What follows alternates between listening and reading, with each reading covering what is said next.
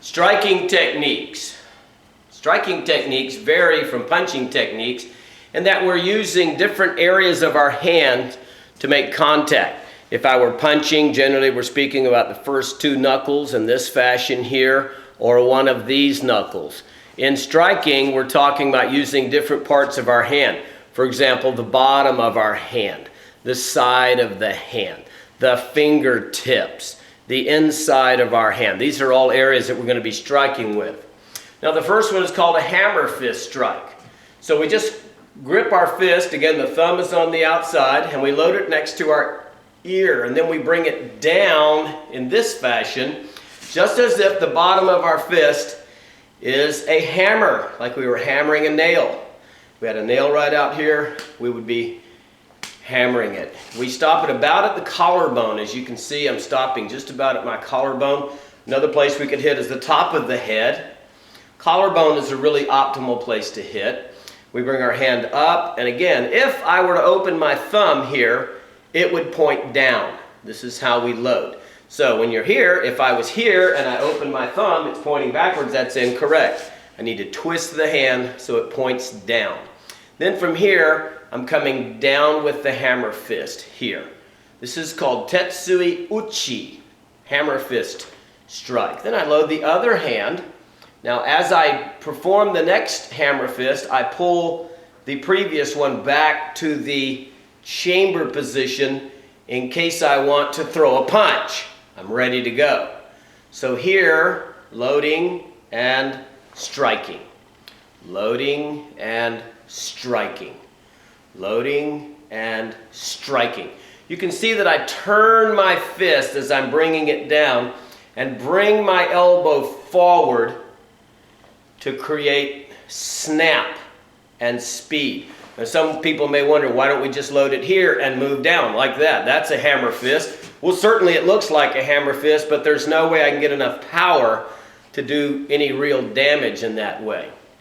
If I load it at my ear with my elbow pointing outside, as I bring my elbow forward, I create snap in the technique itself and generate a tremendous amount of power in this fashion here. Hammer fist.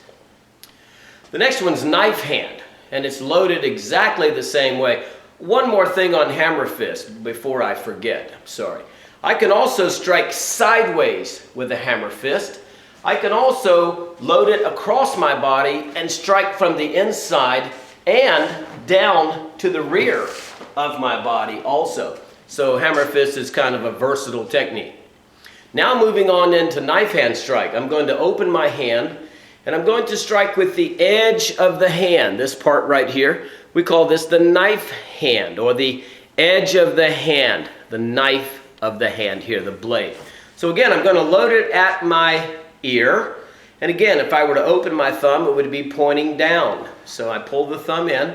And I'm going to be striking this time just like the hammer fist, striking down in a downward motion. Again, I'm going for the collarbone here. So we load it at our ear, and as we do the next strike, we pull this one back. So I'm loading and striking. Loading and striking. Loading and striking. Load, strike. Load, strike. Load, strike. Now this again is a versatile technique. From here, this time I'm going to strike to the side of the head. And notice that my palm is level when I do that. It's not in an upward motion. It's here. So I load and I strike to the side of the head. Loading and striking. Loading and striking. Now I'm going to load my hand across my face and strike to the other side. Loading and striking. Loading and striking. Now if someone were to grab me from behind, again here, I could bring my hand up and strike to the rear with the knife hand strike. It works very well and is a very versatile technique. Palm heel strike. Palm heel strike is one of the safest strikes for the untrained individual to do. We're going to strike with the heel of our palm. If my hand were a foot, the fingers would be the toes, and this part would be the heel.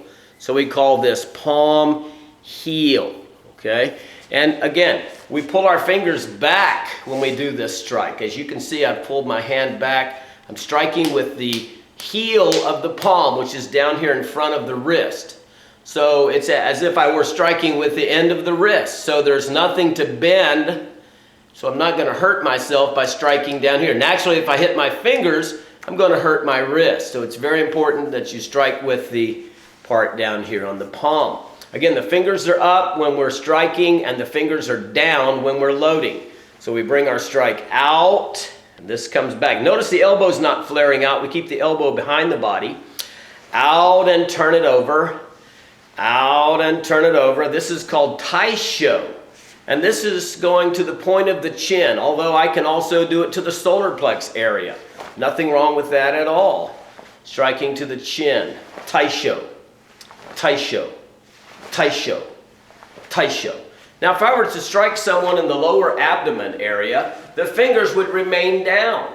If I turn the fingers up here, if you can see, I would hit my fingers first. So I have to strike in a lower area with the fingers down right here. Still called Taisho, Taisho, Taisho, Taisho, Taisho.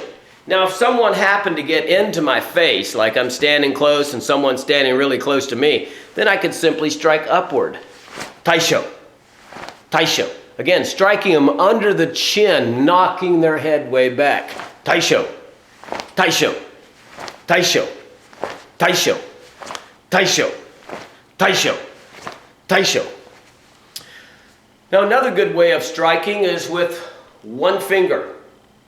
We don't pull all the fingers in like we're pointing at someone, because if we do that, then our finger is very weak and unstable, and if we don't hit our precise target, we could break our finger. So what we do is we bend the other fingers in halfway and we place the thumb on top. Now this strike is intended to be used in the eye. Striking. This is called Ippon Nukite, one finger spear hand, striking to the eye. Ippon, Ippon, Ippon, Ippon. Next we have two finger spear. And again, we don't just hold the two fingers out there because they can become unstable. We're aiming for the eyes. If we hit the cheekbones or the top of the head, of course we can hurt our fingers, and the idea is not to hurt yourself. So what we do is we simply pull the last two fingers in, the thumb is on the edge, and we open the fingers to accommodate the eyes. This is called Nippon Nukite, two-finger spear, specifically designed to strike the eyes. Nippon, Nippon, Nippon, Nippon. Now the next spear fingers is the entire hand. Nukite. The only thing we're going to do here is try to get our fingers as even as possible. So we're going to bend the middle finger slightly so that now we have three fingers in a straight line. This is going to add a little stability to the fingers striking. Okay? And our first strike, we're going to be striking with the palm down, just like a punch, except the fingers are open and extended. Of course, this technique is going to the throat area. Very good strike to do for self-defense purposes. This is called Nukite. Nukite. Nukite. Nukite. Nukite. Nukite. Nukite. Now we're going to do it to the solar plexus, or the middle of the body, and to do that we're going to turn the hand sideways. The solar plexus is kind of V-shaped here, and we don't want to hit the breastbone or the ribs if possible. We want to go into the soft area called the solar plexus. And from here we're simply going to strike. Same as a vertical fist punch now, except the hand is open.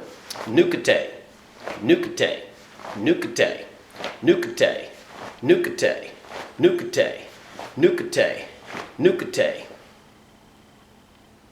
Striking techniques.